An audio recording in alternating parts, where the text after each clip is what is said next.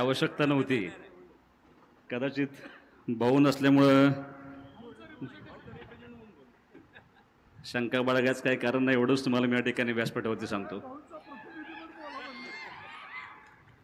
आदरणीय महाराष्ट्राचे उपमुख्यमंत्री देवेंद्र फडणवीस साहेब, आदरणीय उपमुख्यमंत्री अजितदादा, सर्व व्यासपीठ, मी स्वर्गीय अनिल भाऊंचा प्रतिनिधी म्हणून या ठिकाणी उपस्थित आहे. ज्या दिवशी काकांची उमेदवारी झाली त्याच्यानंतर काकांची आणि आमची दोनदा भेट झाली आणि त्या भेटीनंतर आम्ही सर्वांनी त्या ठिकाणी फडणवीस साहेब काम सुरू केले.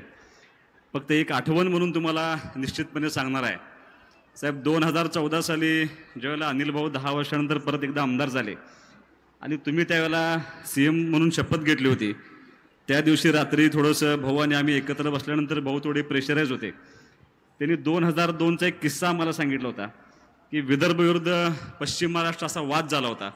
सभागृह बंद केलं होतं. पश्चिम महाराष्ट्राची बाजू अनिल भाऊ मांडत होते आणि विदर्भाची बाजू साहेब तुम्ही मांडत होता. आता विदर्भाचाच माणूस मुख्यमंत्री झाला, टेंबूचं कसं होणार हा प्रश्न त्यांना सतावत होता. साहेब, आम्ही ज्यांचं नेतृत्व म्हणून अनेक वर्ष काम केलं त्या सगळ्या नेत्याने आम्हाला टेंबूच्या योजनेसाठी अनुशेषाचा मुद्दा सांगितला होता.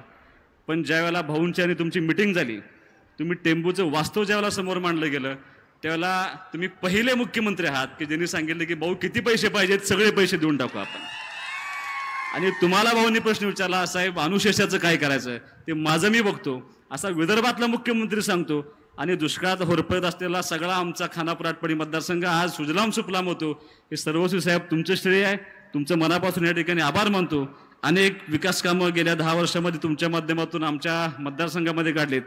त्या सगळ्या विकास कामांचं उतराय होण्यासाठी आम्ही सर्व, आमचा पक्ष असेल, ताकदीनं संजय काकांच्या पाठीमागे उभा राहील. आणि संजय काकांचा जो शब्द दिलाय, आज पडळकर साहेब येत आहेत, वैभवदादा येत आहेत, आम्ही सगळे एकत्र येऊन काकांसाठी आम्ही चांगलं काम करू आणि मोठ्या मताधिक्याने काका निवडून येण्याचा तुम्हाला या ठिकाणी शब्द देतो आणि तुमच्या सर्वांची रजा घेतो. जय हिंद, जय महाराष्ट्र.